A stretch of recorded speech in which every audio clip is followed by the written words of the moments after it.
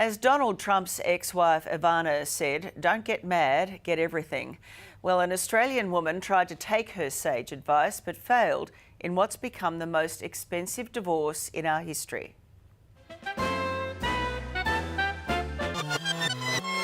$40 million on legal fees. I don't think I've ever seen something like that, ever. In my younger days, I did make some money, and yeah, a lot of it's gone on legal bills. How much of your life do you want to devote to fighting, to arguing, to going to court? I felt abandoned and defrauded.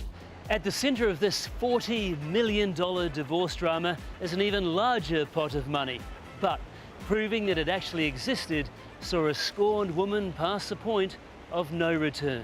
I believe my ex-husband is hiding his considerable assets from me. For legal reasons, we can't identify the warring couple, but we can reveal the shots fired. I don't think that's correct, but she would probably disagree.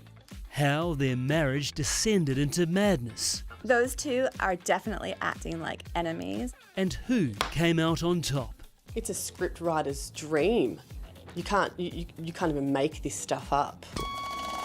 We haven't seen anything this dark since the Hollywood blockbuster The War of the Roses, where a pending divorce reaches farcical heights. Let's hear it.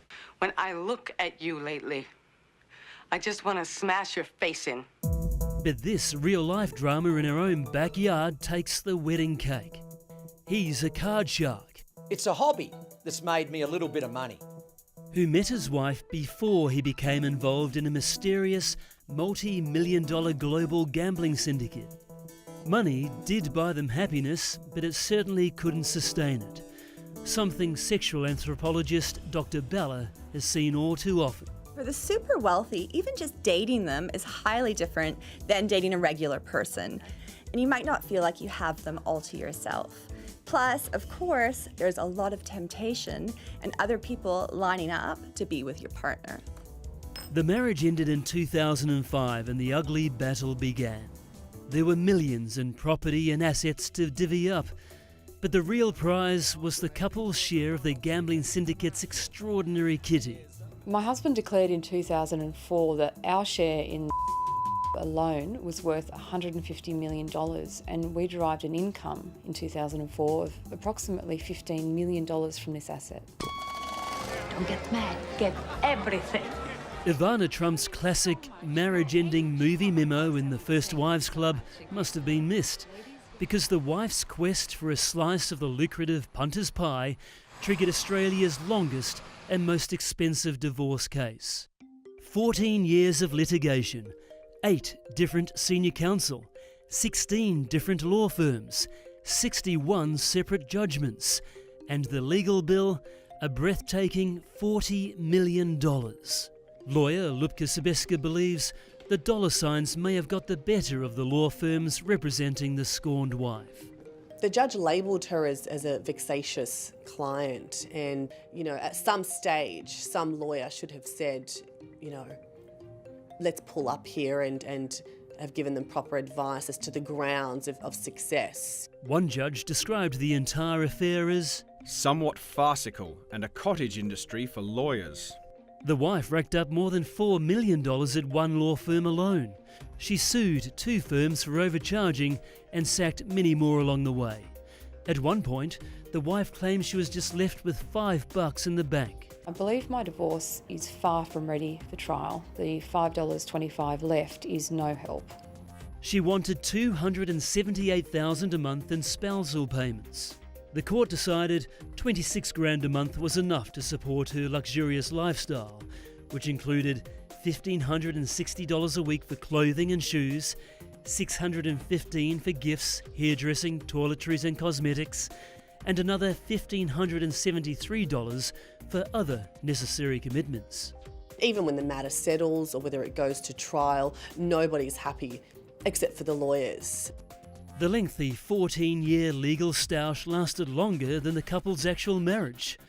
It also outlasted the career of the judge presiding over it, who told them, I'm retiring and I'm not volunteering to continue hearing this case. The wife had already received $12 million in partial property settlements over the course of the protracted litigation. You can see the line between love and anger move very swiftly when it comes to divorce. Suddenly, a relationship that has highs and lows can become more focused on the negative aspects and wanting to get the person back or vengeful ideas. Another judge ordered the woman to hand back interests in family companies and trusts and relinquish caveats held over several properties around the world. In exchange, she'd receive over $2 million in cash, 5 properties worth more than $8 million, and another $1 million in company shares. The woman appealed this deal 3 times. Most of those lawyers could probably retire. No fraud by the husband was ever proved, but by then, $40 million had been blown on legal fees. For all her blood, sweat and tears, the woman ended up with around $15 million in cash and assets. The thing that makes divorce expensive, whether you're wealthy or not, is whether there's spitefulness going on. So if you have goodwill with your partner, it'll end more easily and with less costs.